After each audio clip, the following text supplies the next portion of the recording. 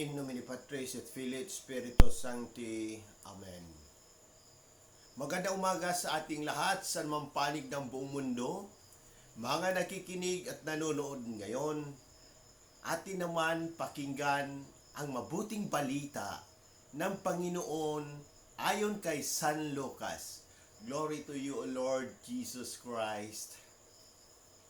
Noong panahong iyon, umuwi si Jesus sa Nazareth na kanyang nilakhan gaya ng kanyang kinagawian. Pumasok siya sa sinagoga ng araw ng pamamahinga. Tumindig siya upang bumasa at ibinigay sa kanya ang aklat ni Propeta Isaias.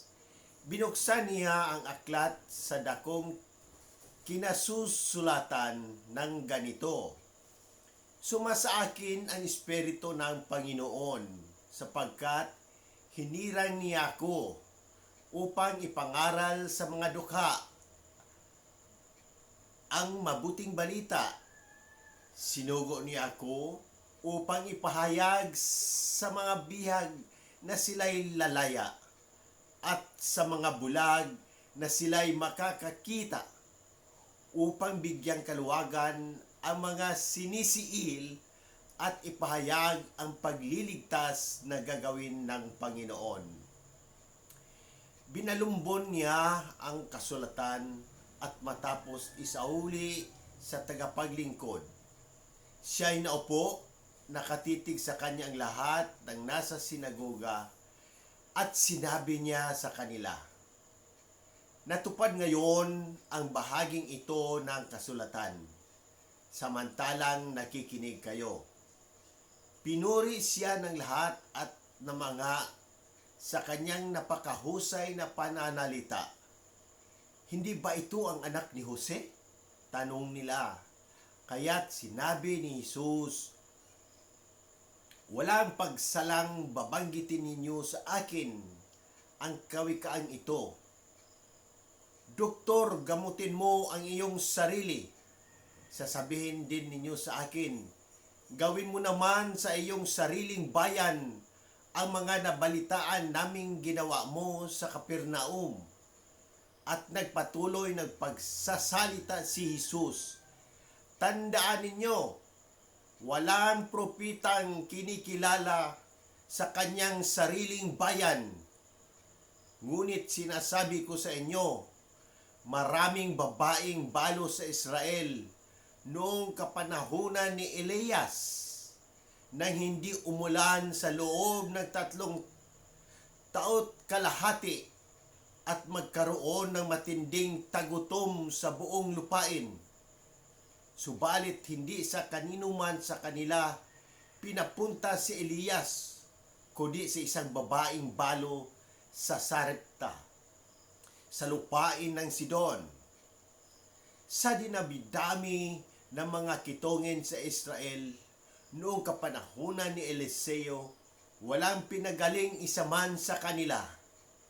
Sina Aman pang taga Syria ang pinagaling.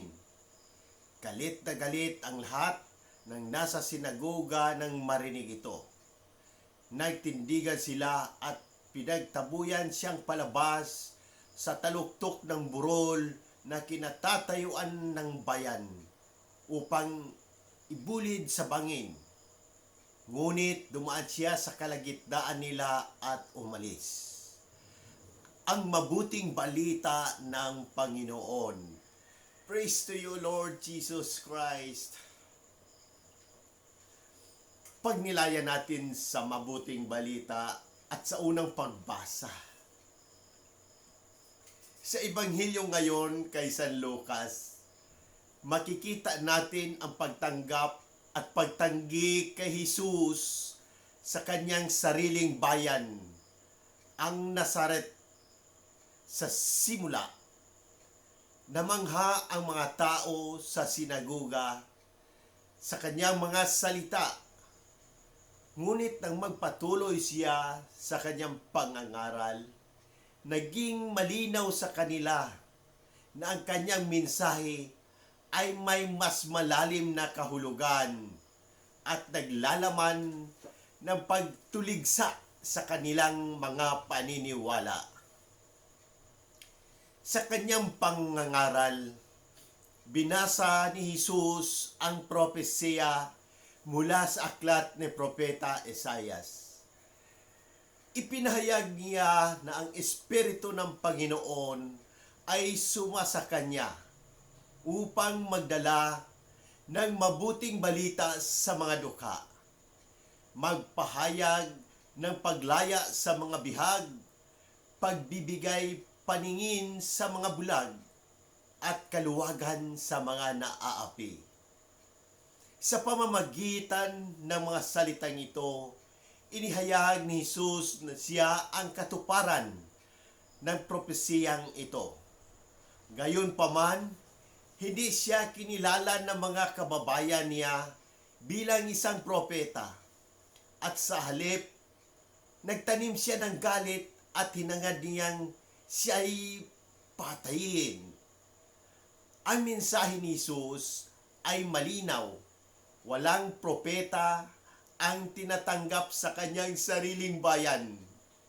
Ipinakita niya na ang biyaya ng Diyos ay hindi limitado sa isang pangkat o komunidad lamang. Bagkus, ito ay para sa lahat, kahit pa sa mga itinuturing na kaaway ng bayan ng Israel.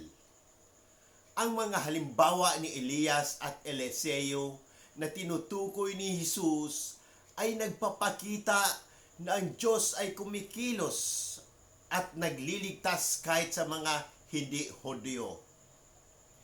Ang ganitong pahayag ay nagpapaalam ng galit ng mga tao sa sinagoga, sapagkat sinira nito ang kanilang pagkaunawa at eksklusibong pananaw tungkol sa Diyos. Samantala, sa unang pagbasa sa Korinto, itinuturo ni San Pablo na ang kanyang pangangaral ay hindi batay sa kausayan ng pananalita o karunungan ng tao, kundi sa kapangyarihan ng Espiritu Santo. Ipinapakita niya na ang pananampalataya ay hindi dapat nakasalalay sa kaalaman o karunungan ng tao, kundi sa kapangyarihan ng Diyos. Pinapaalala ni San Pablo na ang tunay na lakas ng ating pananampalataya ay nagmumula sa Diyos, hindi sa sariling kakayahan o karunungan. Sa ating pagninilay, sa ating buhay pananampalataya, tayo rin ay nahaharap sa mga hamon ng pagtanggap at pagtanggi.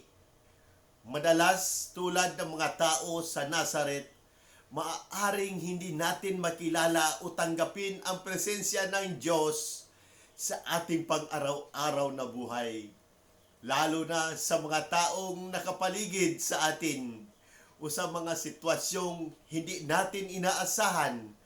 Ang paaanyaya sa atin ngayon ay maging bukas sa paggalaw ng Diyos kahit sa mga simpleng bagay at mga hindi karaniwang paraan. Mahalagang tandaan na ang misyon ni Jesus ay para sa lahat, sa mayaman at mahirap, sa malaya at bihag, sa may kapansanan at may kakayahan. Tayo ay tinatawagan din na maging tagapaghatid ng kanyang mensahe ng pag-ibig at kalayaan sa ating kapwa. Katulad ni San Pablo, hindi natin kailangan magtiwala sa ating sariling lakas o kaalaman, kundi sa kapangyarihan ng Diyos na kumikilos sa atin. Naway gampanan natin ang ating tungkulin bilang mga saksi ni Kristo sa pamamagitan ng ating kababaang loob, pag-asa at pananampalataya na kumikilala sa kapangyarihan ng Espiritu Santo sa bawat hakbang ng ating buhay. Sa muli, hinihikayat ko ang lahat, Katoliko man o hindi, na magtanong at pagnilayan ang mensahe ng Ebanghilyong ito. Kung may mga katanungan kayo tungkol sa pananampalataya, ang ating simbahan, o sa anumang aspeto ng ating buhay, bukas ang aking puso na sagutin ang mga ito. Sama-sama nating pagnilayan at pahalagahan ang habag at pag-ibig ng Diyos na ipinapahayag ni Jesus sa Ebanghilyong ito. Sa pamamagitan ng ating mga gawain at salita, naway maging daluyan tayo ng habag at pagmamahal ng Diyos sa lahat ng tao. Amen. In nomine Patris et Filii et Spiritus Sancti. Amen. God bless!